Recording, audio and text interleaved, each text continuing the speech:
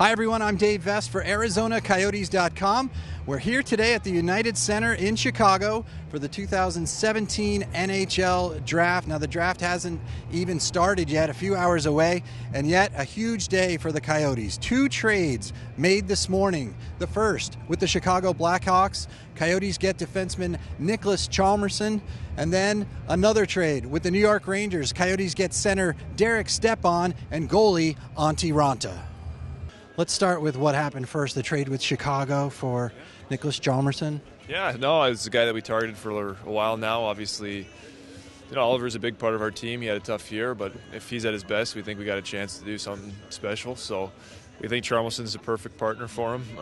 It's a guy that he's dying to play with, so played with him a little bit before in the past. So, that was kind of the genesis of that move. Why do you think it's such a perfect fit, John? Well, I just think Oliver's what makes him special is playing with the puck and his offensive side of the game, the way he makes plays. So Chalmerson's an elite defender, one of the best. He kind of covers up and allows Oliver to free him up to do his thing. So that helps. And then obviously they're good friends. They're both from Sweden, so I think there's a lot of synergy there as well. The deal itself, was it easy to craft, or you have to go back and forth quite a few times? Yeah, we went through quite a few iterations.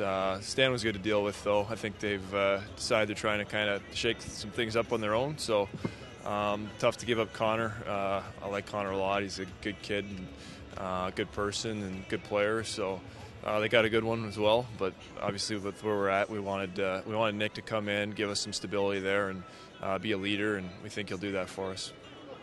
Played a lot on the right side in Chicago. Obviously, he's left-handed, but yeah. that didn't bother you at all. He looks like he's pretty comfortable on this. Yeah, if God would have made him right-handed, he would have been the perfect fit for OEL. But we'll deal with the left shot. John, the trade with the Rangers, obviously a huge move, getting Derek Stepan and Antti Raanta, giving up the number 7 pick. Can you tell to us about that trade and how it came to be? Yeah, it's something, again, we talked about for a long time, and we had a tough year, and then we had a tough result in the lottery, and, we just feel we got another first-round pick this year. We got a lot of great young players, and they need some stability. They need some good veteran players around them. Derek Stepan's 27-year-old centerman, right-shot centerman. This organization's been looking for a number 1 centerman for over a decade, and he's a guy that can fill that hole. So I got a chance to make that move, and I wasn't going to miss it. How far back does this go? How far long ago did you identify him?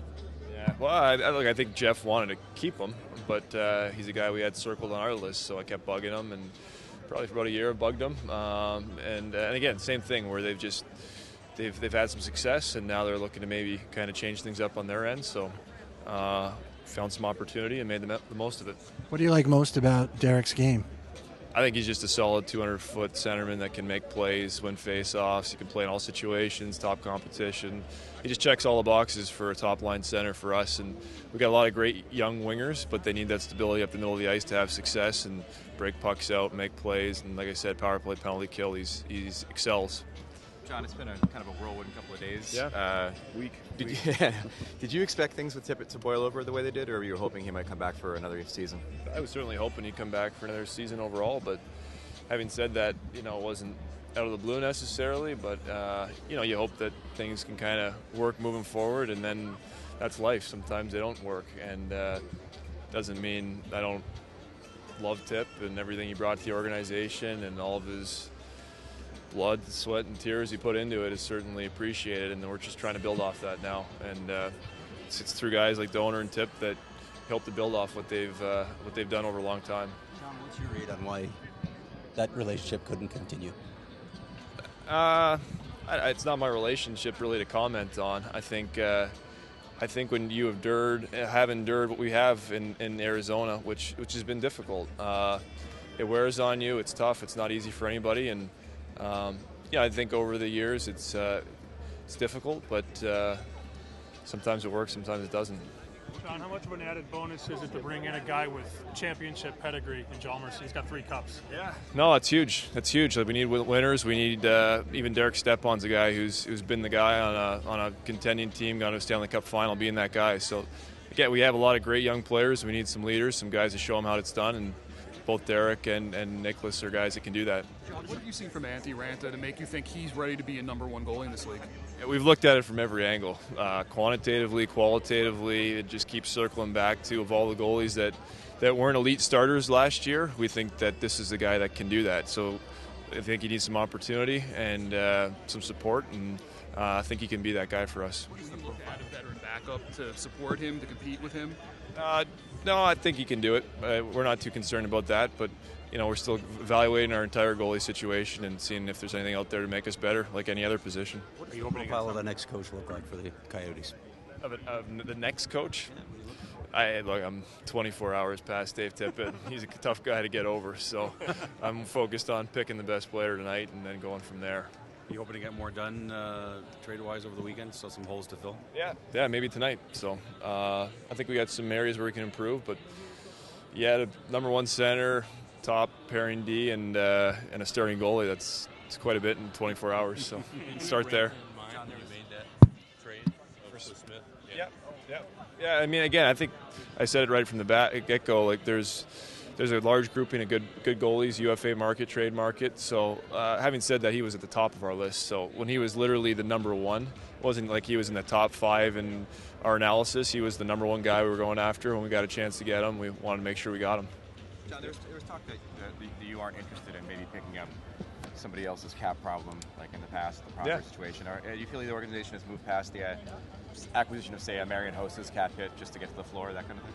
I just say in general, I'm just looking to improve my club, and I'll use every asset available to me to do that. So, I mean, I could say no, and then I get offered 3 firsts to do it, and I wouldn't say no. So I can tell you, it's a good start.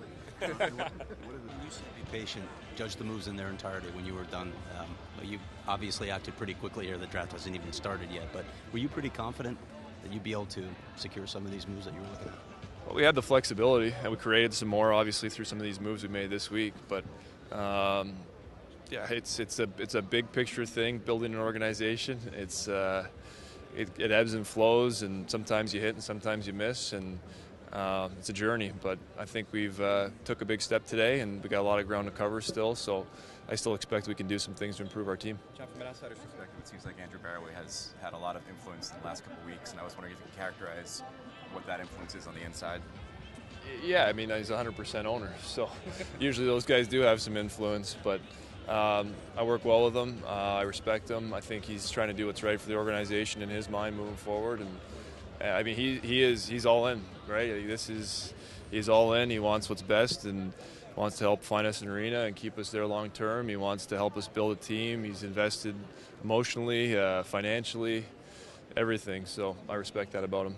All that action this morning. The draft, of course, still to come. The Coyotes with 6 picks left in this draft, including 1 in tonight's first round. They'll pick at number 23 overall. Of course, if another trade is made, perhaps that pick won't be made. But as of right now, the Coyotes still with 1 pick in the first round at number 23.